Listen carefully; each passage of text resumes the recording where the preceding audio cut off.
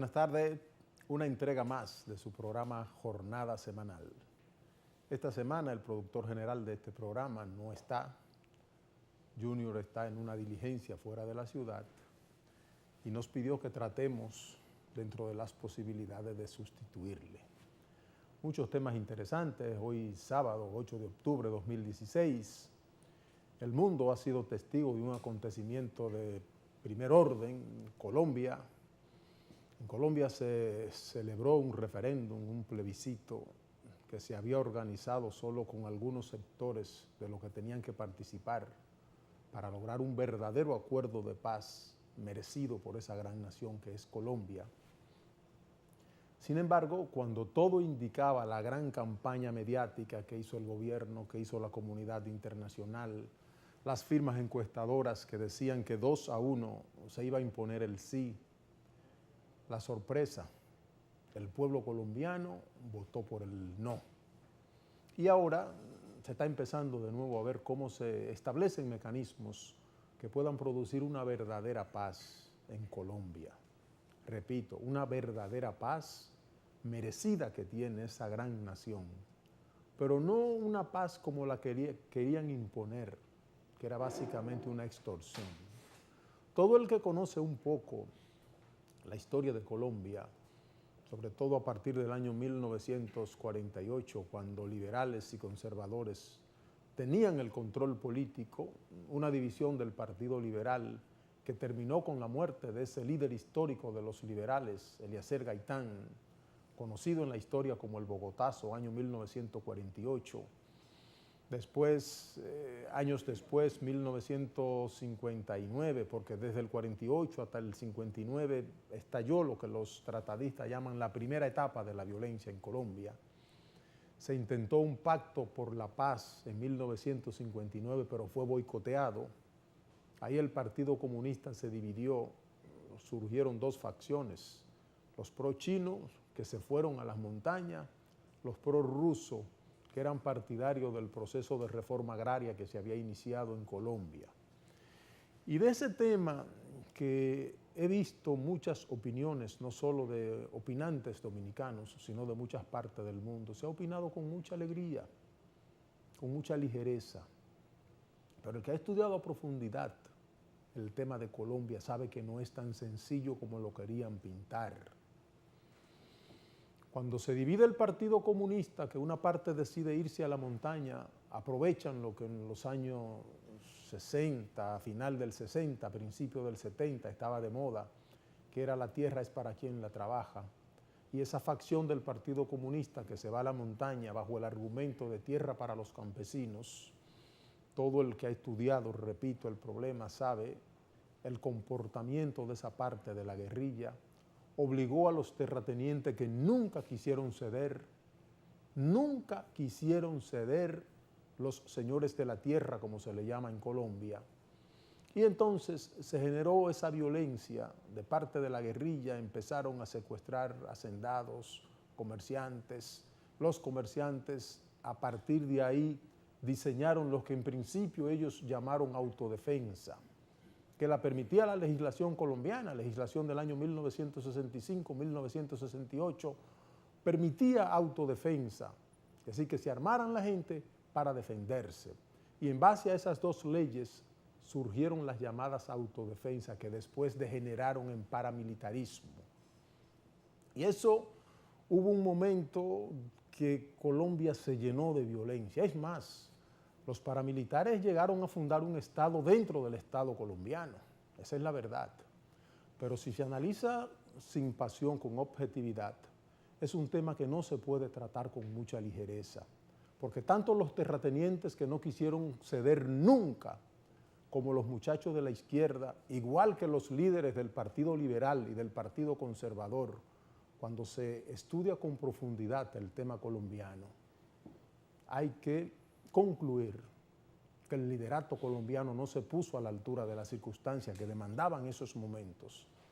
Y Colombia, todo el mundo sabe, de 1948 hasta 1958, cuando esa lucha sin cuartel entre conservadores y liberales, alrededor de 300.000 muertos en 10 años y desmovilización de más de 2 millones de colombianos. Después, cuando la guerrilla coge la montaña, ni hablar, siguió la violencia. Ya en la década del 80, a mediados de la década del 80, ahí cogió fuerza el paramilitarismo. Y esa gente asociado a los policías, asociado a los militares, asociado a parte del poder político, desataron una violencia como nunca antes en la historia se había visto en Colombia. El pueblo de Colombia, que yo he dicho, uno de los pueblos más valerosos, más heroicos, ha pagado uno de los precios más altos que pueblo alguno puede pagar para trabajar en pos de la paz. El primer intento que hizo después del 59 el presidente Virgilio Barco intentó en 1965 hacer un pacto con la FARC. Tampoco, porque una parte, una facción del Partido Comunista, lo que quedaba de la facción pro-chino, también la boicoteó. Y así sucesivamente vinieron los años 80, se generalizó la guerrilla, muertos, violencia, secuestro.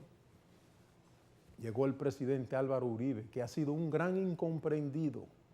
Álvaro Uribe llega a la presidencia en el año 2002 a Colombia y le quieren indilgar que fue el promotor y quien hizo que se fundaran los paramilitares en Colombia, cosa muy alejada de la verdad.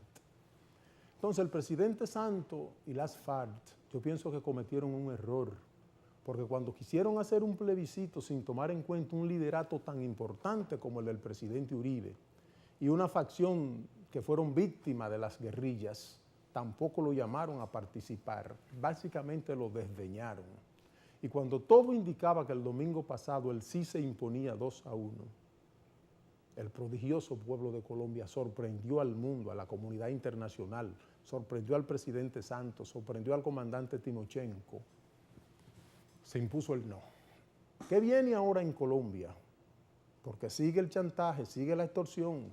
Quieren un proceso de paz donde a las FARC le entreguen 8 senadurías sin ir a elecciones durante 8 años, 22 diputaciones, vehículos blindados para la dirigencia de la FARC, un partido sin necesidad de constituirse, 5% del presupuesto, 31 emisoras, 10% del presupuesto de los partidos políticos. Es decir, ¿hasta dónde a un grupo que el que ha estudiado la historia colombiana sabe lo que eso le ha costado? ¿Hasta dónde se puede en un pacto por la paz una concesión de esta naturaleza? Y eso es lo que ha estado en juego en Colombia. No es que no se quiera la paz, los que votaron por el sí, los que votaron por el no, quieren la paz. Colombia se desangró. Todo el que estudió el proceso en los años 80, ahí murieron policías, militares, izquierdistas, fueron volados diarios. Recuerden este importante director de medio, Alfonso Cano, que era una institución del periodismo colombiano, lo volaron con una bomba saliendo del periódico. Los empresarios hubo un momento que entraron en pánico y hasta en los baños de sus residencias iban y lo asaltaban, lo secuestraban. Pero sobre todo cuando surge cartel de Cali, cartel de Medellín, y surge una guerra entre estos dos carteles, Colombia se hace una orgía de sangre y de violencia.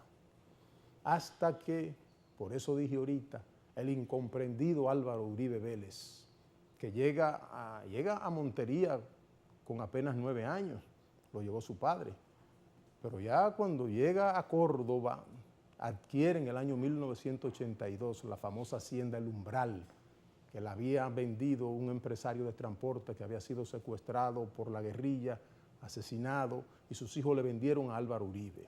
Es decir, que Álvaro Uribe llega en el 82 y ya la violencia estaba como nunca antes, pero llega a la presidencia en el 2002.